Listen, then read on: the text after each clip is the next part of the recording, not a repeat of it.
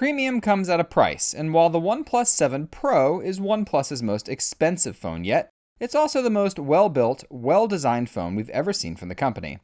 OnePlus once used the slogan "Flagship Killer," but it's clear that they've been slowly moving toward being an actual flagship manufacturer, rather than one that makes almost flagship-grade phones at a reduced cost.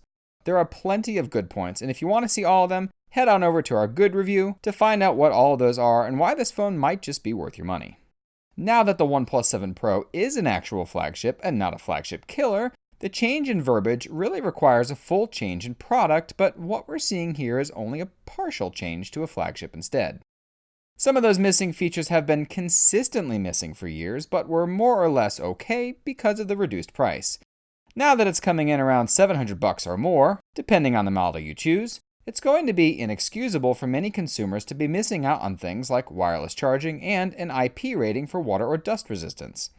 OnePlus has a cute marketing campaign showing a bucket of water and talks of water resistance, but until they put their money where their mouth is, it's hard to get excited about a $700 phone in the summer of 2019 that doesn't have a water or dust resistance rating, and a company that's not really willing to prove it's able to implement that kind of build quality in a phone. There are some other quality issues that have happened in the past with OnePlus phones that could very well be making a reappearance on the OnePlus 7 Pro as well. Remember those ghost touches on the original OnePlus One that ended up being a mix of driver mismatch and grounding issues?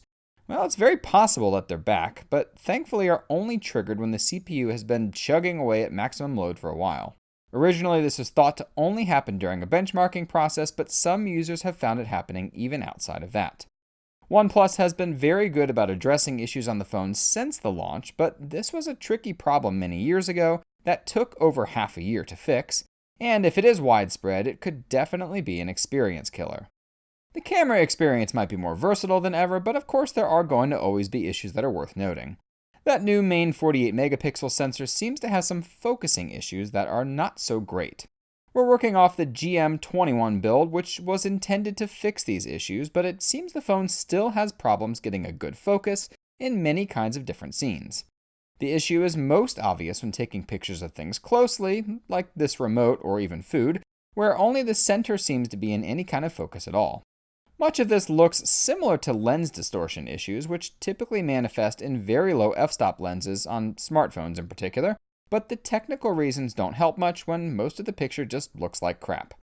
If this is indeed a hardware issue with the lens, there's not much hope in ever seeing this get fixed in the future, but since it's inconsistent, we're going to chalk it up as a software issue and hope it gets fixed down the line. There aren't too many low points with the camera experience, but one is certainly the complete lack of video taking abilities on that new ultra-wide-angle camera. Yep, you heard that right. The brand new ultra-wide-angle camera can only take pictures.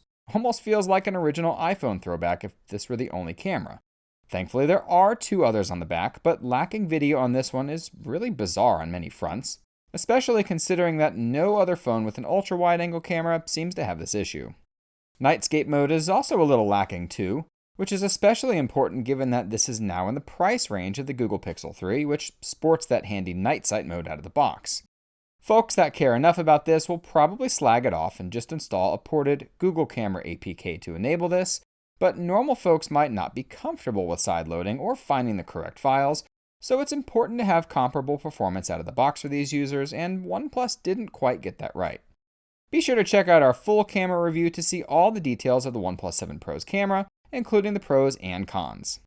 Now on the marketing front, OnePlus has been known for outlandish marketing in the past, so how accurate are some of the marketing claims around this phone? OnePlus is trying to sell consumers on the idea that a 90Hz screen improves the daily experience drastically. 90Hz definitely makes the user interface smoother when browsing the web, scrolling through social media, or chatting in your favorite apps, but most games do not support this higher refresh rate. Now, this is going to vary depending on how you use the phone, but not having the option to force all apps to run at 90Hz really seems like a missed opportunity, especially games, where the biggest difference could really be seen. Ask anyone who's ever used a high refresh rate monitor for gaming, and they'll understand why. That 90Hz refresh rate and the higher resolution will also result in worse battery life than the OnePlus 6T at times, despite an increase in battery size, but you can always lower the resolution and refresh rate if battery life is more important to you.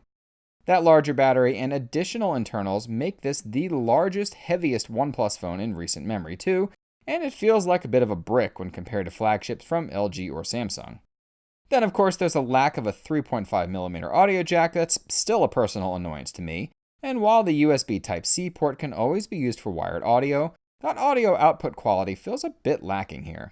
There's a clear lack of fidelity in songs when compared to the best phones out there, like LG flagships for instance, and the output is overly bass heavy and ends up muddying up the more minute details in a song. Lack of an advanced EQ like OnePlus used to have in the old days is a bummer too, and I really missed the super specialized audio tools that OnePlus phones used to rock. All in all, it's a well-rounded phone that definitely has its fair share of issues, but most of these are ones that can be easily overlooked, so long as you're not going into this with a specific need that isn't met.